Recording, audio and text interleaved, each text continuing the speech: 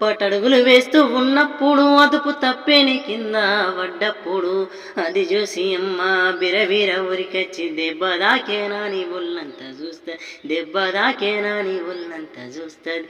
మేడమిద్దరు ఎన్ని ఉన్నా లేకున్నా ఆస్తి పాస్తులు లెక్కలేనన్ని ఉన్నా కన్న కడుపే మేడమిద్దలనుకుంటది కడుపు తీపే ఆస్తి పాస్తులనుకుంటా కడుపు తీపే ఆస్తి పాస్తులనుకుంటా జ్వరమొచ్చి ఒళ్ళు కాలితే అమ్మ గుండె నిండా బాధగుంటది.